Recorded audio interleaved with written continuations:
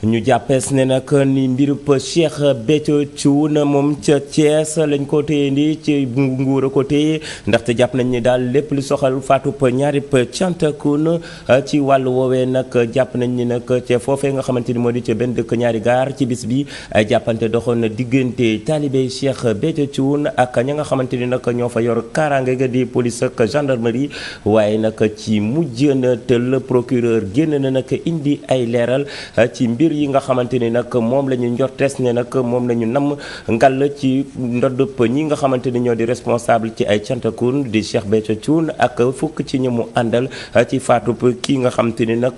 moo di Amadou Ndiaye ak Mara Sow loolu nag dañ ci déglu procureur bi nga xamante ni moom moo nekk ca diwaanu Thiès ci mbirub Cheikh Béthio Thioune ak ñaari bu taalibe yooyu faatu di Ibrahima Ndoye ci micro suñu natango Gustave Emmanuel Faye. mu jël fital tiré te am seede bu ko gis ba tudd turam jàpp nañu ñeneen ñi nga xam ne it jege nañu monsieur Béthio Thioune bokk ci mbir mi def ci mbir yoo xam ne leer na nañ ba ñépp teg ci seen bët jàpp nañu leen li desoon moo doon seet ki nga xam ne moom dëkk ba moom këram mbir ma xewe fa ndax mbir mu mel noonu mën na xew ci këram te du ko yëg wala su ko yëgee it lan la ci def wala ndax sax bokkul ci ñi nga xam ne ñoo joxe ndigal pour ñu def ko enquête bi ñu def wane na ne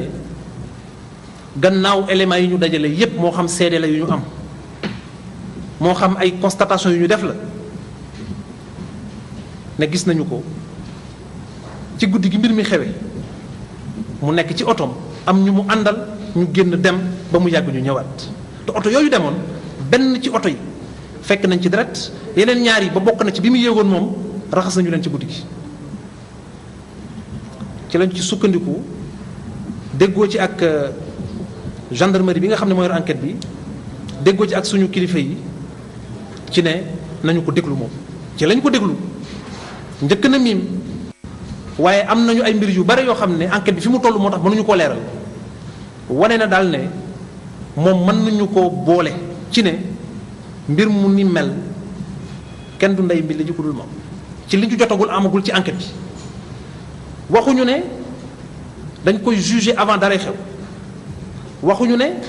dañuy génne ay éléments di remettre en cause sa présomption d'innocence mais dañu wax ne matériellement jëf ji am na kenn mënu ko nattable ndax am na ay nit yu ñu fàtt jël seeni néew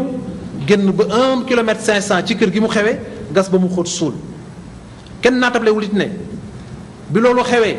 am na ñu gis ñu génn guddi gi dem ñëwaat